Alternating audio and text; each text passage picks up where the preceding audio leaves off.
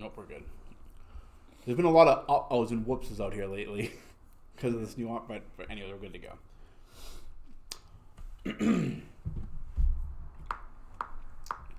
Fucking cunt. Welcome to One Sweet Lambrusco of Two Sweet Lambruscos presented by the Zombie Eaters Podcast. I'm Paulie Firm. With me, my good friend Richard Chase. Richard Chase. Correct. Rick Chase. Okay. You call me Dick. All right. Dick Chase. I love it. How you doing, man? I'm doing good, man. How you doing, brother? I'm good. I'm a little uncomfortable right now, but Why is that? I just wasn't expecting. I never knew your last name. Oh, all right. Unsettling, but Okay. but you came on the show a few months ago. I did. When it was still the Zombie Eaters Podcast. Right. Yeah. I'm stoked to have you back, man. Like I told you before, you're a good friend. You're someone I really enjoy talking to. So we're gonna give it a go. Give it a go. See what happens. All right. So we're coming into the holidays. You know, tomorrow's Thanksgiving, and then you got Christmas and New Year and all that other good Hallmark bullshit. I for one, have never really been a big fan of holidays. More so now that I'm like disconnected from my family's all back east and I'm here by myself.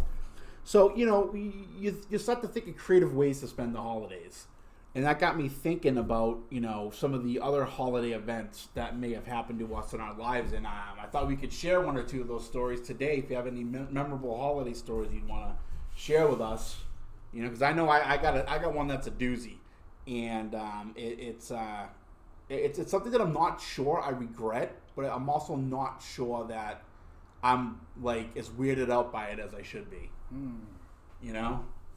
So if you got one, you can go ahead, or I can tell mine, and then you can tell yours. Yeah, I had one. I remember one time, man. I was up north, somewhere in San Francisco. That's where mine takes place.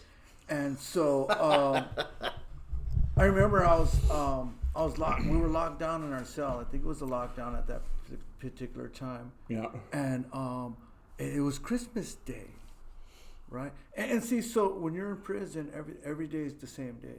We don't do no holidays. Right. Every day is right. Either holiday it's or Groundhog Day. It's not a Yeah. Absolutely. Yeah. So I'm getting up. I'm minding my own business, right? We're stretching out. We're doing whatever we're doing in our little cells or whatever. And all I hear is one guy, and I can picture the guy, right? And he had like a kind of like a squeaky voice. Okay. And he said, "Merry Christmas, everybody!" And that fucking killed me, man. Right. Killed me. Yeah. Who in the fuck says that in prison? Right. And we're like in a high level prison, right? Where people get killed. Right. Right. It's like someone killed that dude. And that for just saying that really, that dude got killed. I don't know. That's awesome. I don't know. I could see how that, but that could mentally mess with you in that situation. Yeah, but really, it was like I was okay with the prison thing, right? It's just when they start introducing all these other things from outside here. Yeah, that's when things weren't right. Yeah, that'd be like Hitler walking into my house, on Hanukkah, and being like, "What's Happy Hanukkah? Yeah, you want to cook some food?" I'd be like, "Get the fuck out of here, Adolf!" Yeah. Like, what are you doing? Yeah, I get that. My story is I've never been in jail, never been in prison, so it's not like yours. But San Francisco, it was about 5 years ago and 6 years ago, and I had gone up there with my girlfriend at the time to look at Cal State or UC Berkeley for grad school, grad school, and we get up there. And I was like, wow, I'd never been to California before. This was before I moved to California. And I'd never been, outside of basically New England or like northern Canada. Mm-hmm. And I was like, I really want to, do something fun here. So it was the week we went up there, it was the same week of Christmas. It wasn't Christmas Day, but it was that week. It was like right before they were taking their breaks after finals. So we get up there, and it's like December 22nd. And within like 2 hours, we went to this like bar, and it was like, everyone's happy about Christmas, yada, yada, yada. I get shit-faced, like real shit-faced drunk. And first night up there, my girlfriend was so pissed she left. I don't know where she went. She left the hotel. She went, like, drove to another hotel. And what'd you guys drink?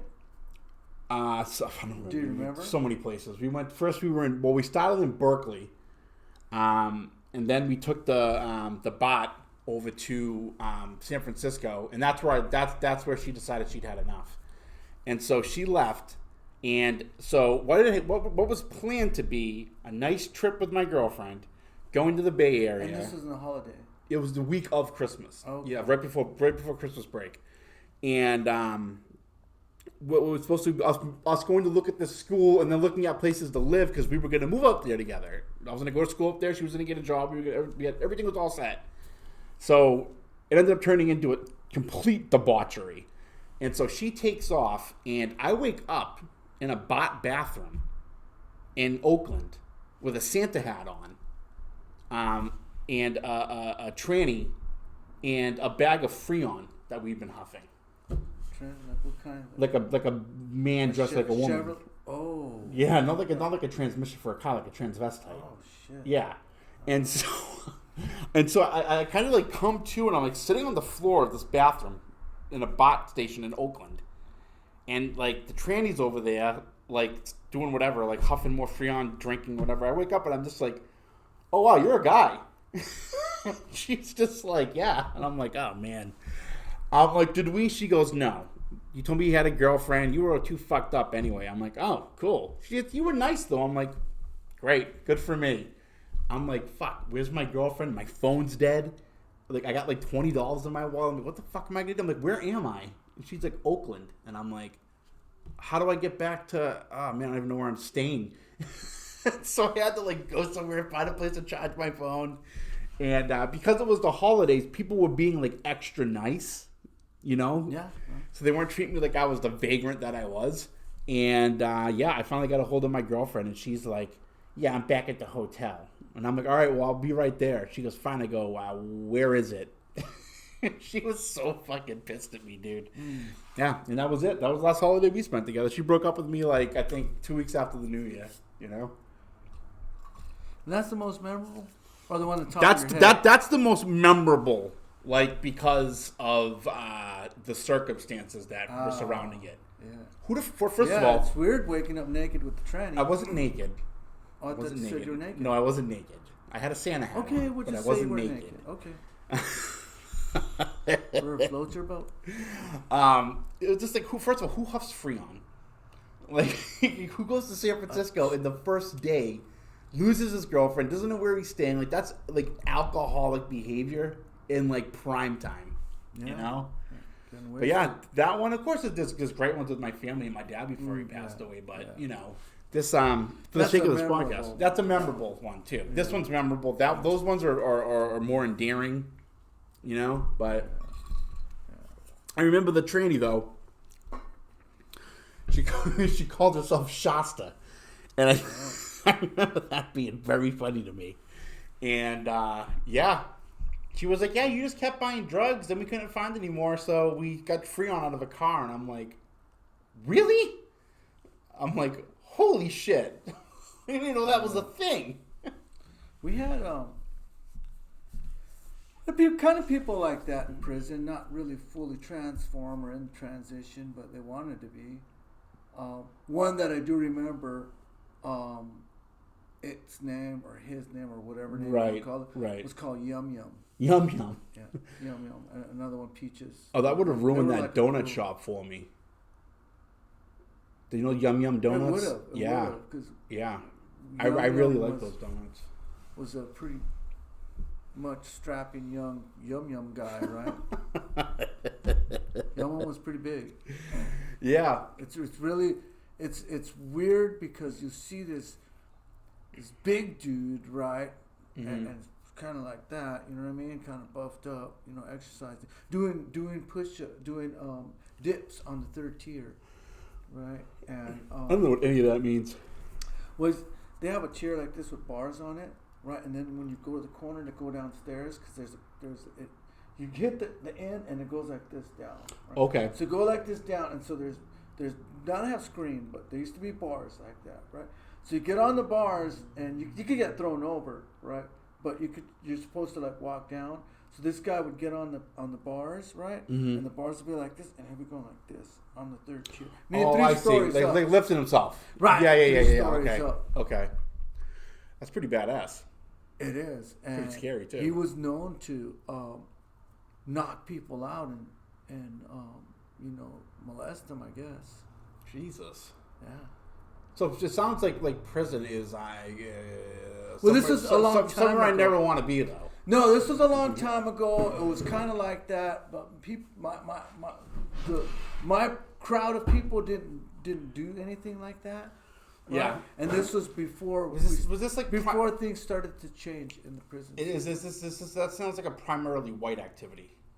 Actually, it wasn't. Really? Yeah. Wow. It's a black guy.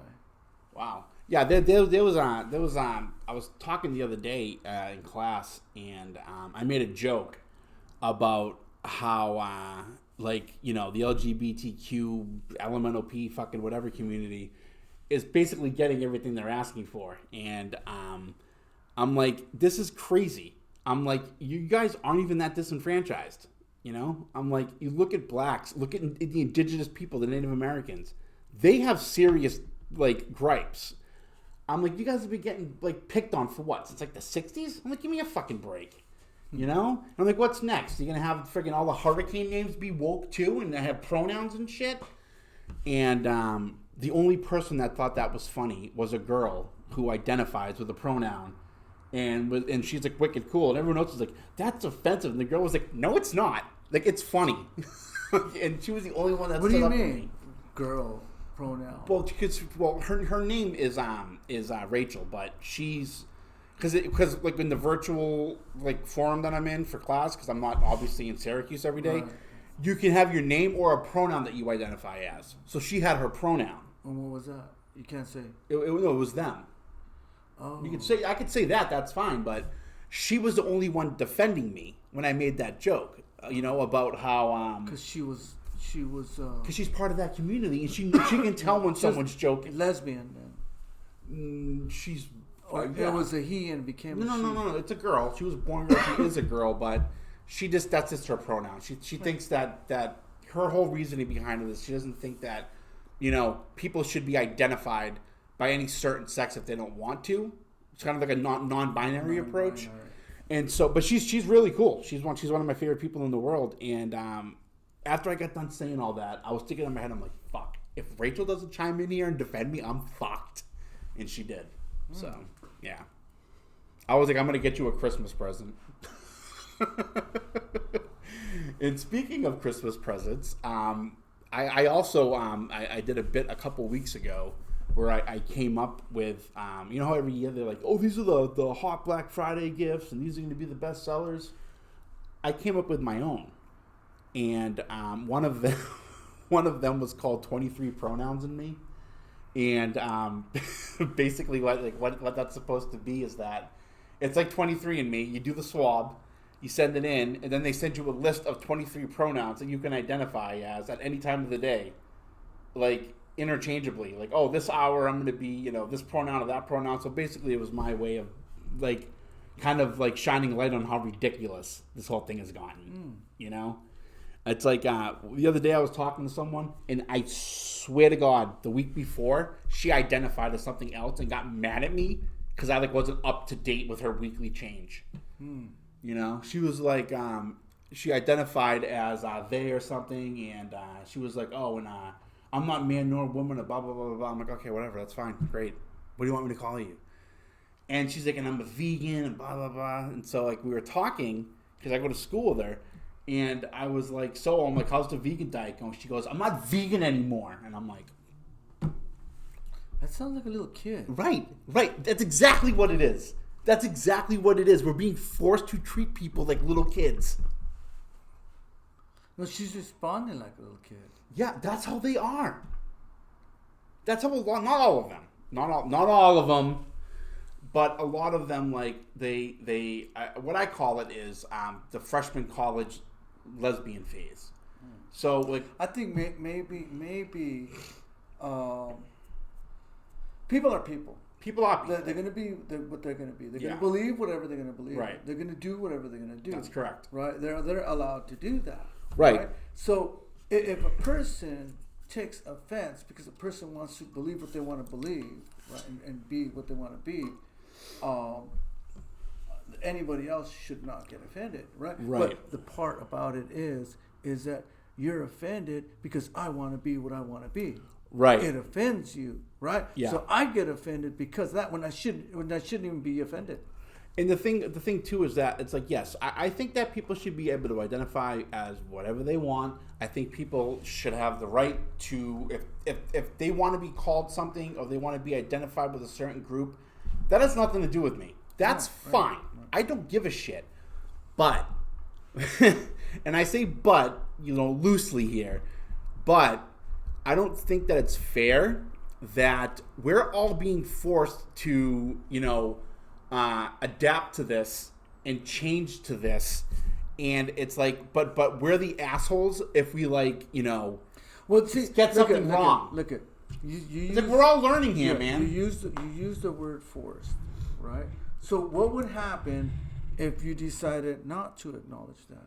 What would happen? Would they call the cops on you? Yeah, probably. And what would be the crime? Hate crime. A what? Hate crime. Hate crime. Hate crime. Based on I was discriminating against a certain group. No, but I mean, are words? Words are the first running merit of hate crimes. That's how hate crimes evolve. That's how hate crimes. Now it can be, right? But it can be, but it's definitely not a hate crime if you're using hate speech or something. So what about freedom of expression? They have freedom of expression. No. What if I want to express my freedom, right, by calling it the way I want to call it? And you know what? Right. You don't have that. You don't have that anymore.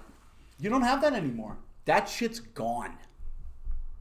Dude, these people made the word normal a hate word. Who? What people? Those people. What are they? I don't Swamp know. people? I don't want to say it. Because I don't want to be wrong. But the community, the woke, cancel culture community. This is not just strictly an LGBTQ whatever problem, like issue. This is not like that. That's not. They're a big part of the. Okay, so not all of them are like that. No. Just some of them want to be extremely individualized and recognized for that individualism. But the thing is, no matter and offended when you don't recognize it. Regardless of what we say or think about them, they're always going to find some kind of a problem. They're always going to find some fault or something to get pissed about when really there's not much. If people like me, like I'm fine with everything. I really am. The only thing that bothers me is like the constant like updating of names and what we can say and what we can't say. It's like, dude, freedom of speech, expression, freedom of press, that shit's gone. Gone. Absolutely gone. That there is no more freedom of speech. There's no more freedom of expression. There's no more freedom of anything. So what happens if you do say what's on your mind? I don't want to find out. No, but what do you think would happen? It depends. It depends on how it's going to be interpreted and how it's going to be misconstrued. Because no matter what you said, no matter what the context of it is, that's not how they're going to interpret it. And that's not how they're going to let other people know you said it and interpret it. It all gets broken down into how they want to interpret it and what feelings of it hurt or what like part of it, offended them or it's like, okay, like comedians, for example. I did stand-up comedy in college. And I did stand-up comedy a little bit before college and a little bit after. I haven't done it since I got sober, but when I was doing stand-up comedy, I could say anything. Nobody cared. Other comics, they said a bunch of stuff. Nobody cared. Only time anybody really ever got in trouble is they said something like truly disgusting and like, vile, like about, oh, I'm going to rape you after the show. So some really like, that's too far. But for the most part, we had like 99% of our creative artistic freedom. Now, dude, I won't even attempt to do stand-up comedy. Every time a comic does a joke about something, he's getting shit in the news, some bloggers writing about how it offended them, when in reality, it has nothing to do with them.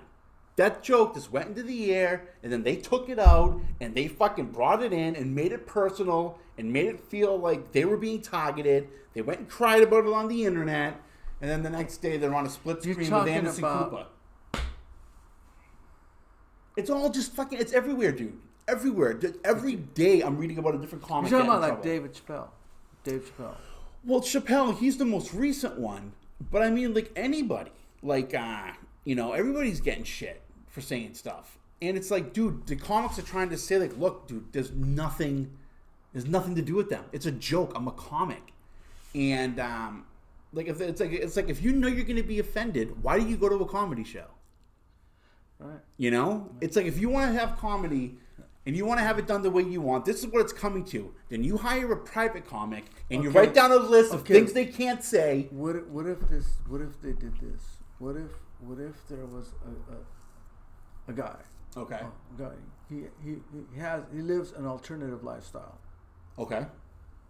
Right? And he's a comic. Yeah. Right? And so he goes out there and he starts talking about, hey, well, I dated a guy and I thought he was this or that, and what if he said, but I found out he was straight.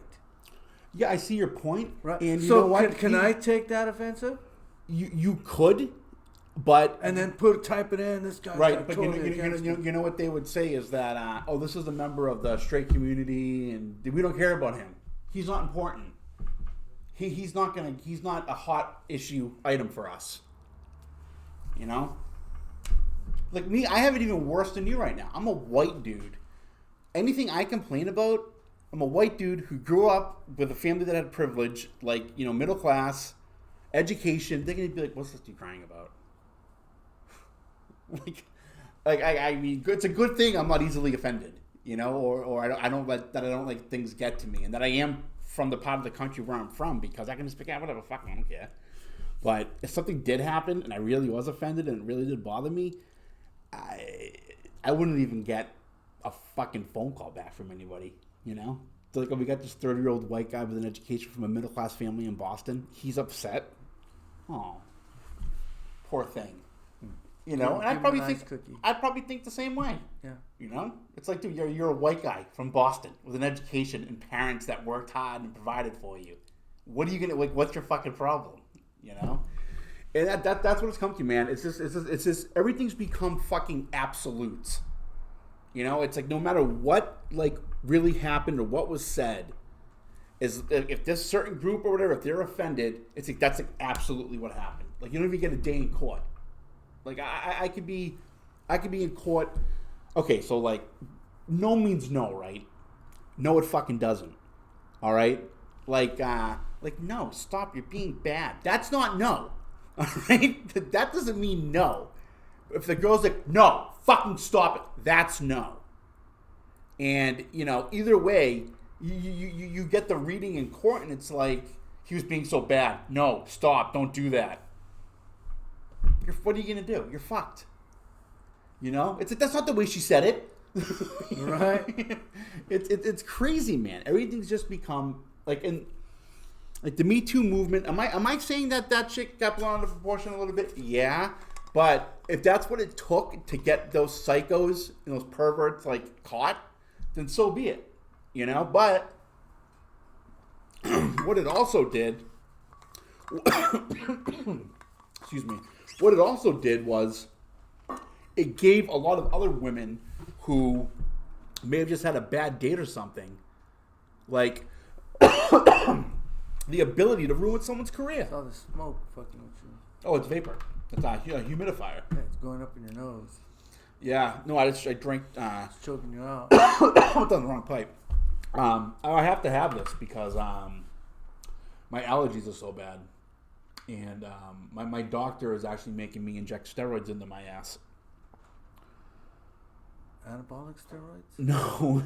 Corticosteroids. Yeah, cortisone, yeah. So I have to, hydrocortisone, I have to go into my bathroom and the needles come pre-filled and then I inject it. I put the cap on it, put it in the little bag they gave me, and then bring it to either my doctor's office or a pharmacy to dispose of them. Yeah. I actually told my girlfriend I was taking steroids. And she was like, my God, why? She's like, you don't need steroids. You're going to end up killing somebody. I'm like, no. Like, allergy steroids. And even that appointment was weird. Like, I went into the doctor's office, and the nurse came in, and she was like, do you have a preference of person that you want to see? And I'm like, what? Well, you were on that subject earlier. Yeah. Right? So maybe she's thinking you're... No, I was like, what do you mean? She goes, do you have a preference? Well, maybe she thought you were gay. They have to ask this to everybody, I think. No, well, how are you going to know? I don't know. Because what I said was... Right. So what if you're straight and this guy comes in, flaunting in there and starts, touching you all over?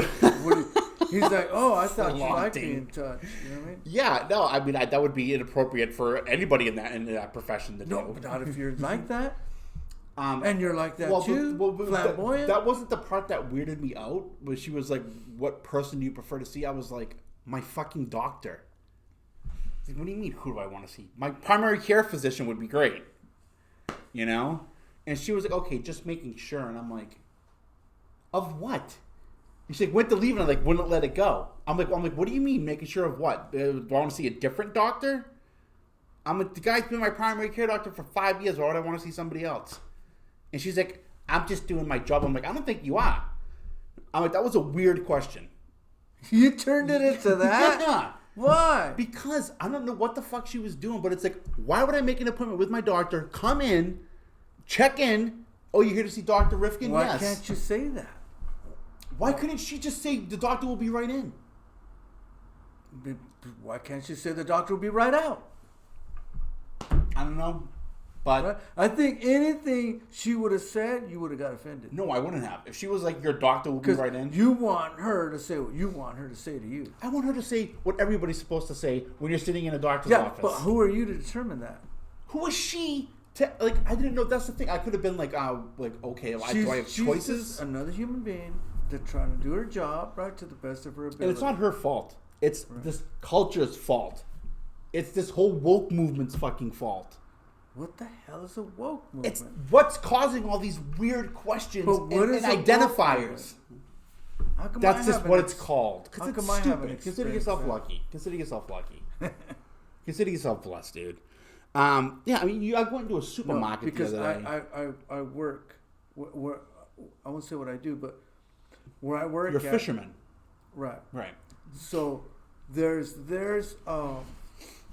certain people that certain clients that we have, right? Yeah. That have a different preference, right? Mm-hmm. And I could see at one point we had a bunch of them that were. We had like five gay guys that were all there, and they're all having fun, right? It seemed pretty cool because they're really doing what they needed to do. And 5 gay fishermen. Yeah. Wow. So they were doing what they were supposed to do, right? And it wasn't that bad at all. Right. Right. But I feel bad when it's just one, because he feels left alone. Maybe I'm picking their side. I'm not too sure.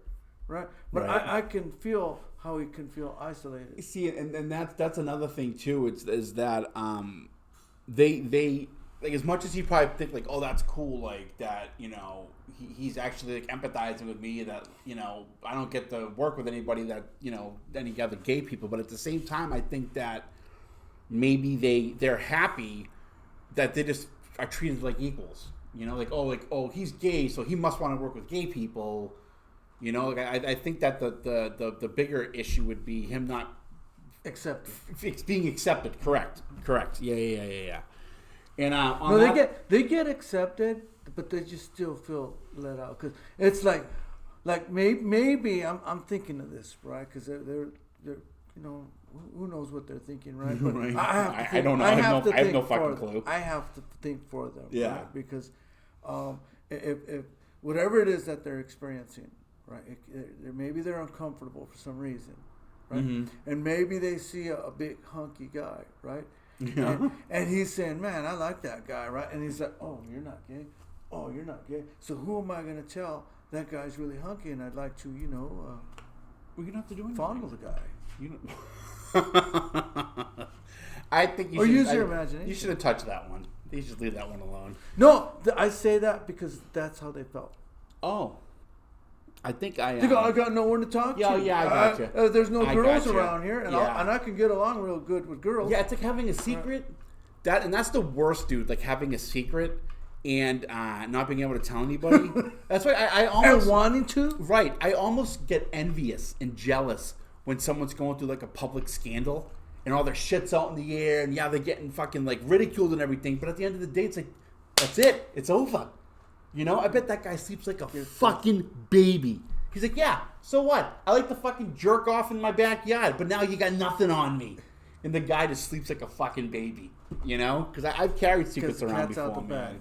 Yeah, I've carried secrets. And then before. everybody else that jerks off in their backyard says, "Yay, we're free." That might have been the worst example I could have used, but we're gonna take a quick break. We're gonna come right back, and we're gonna keep talking.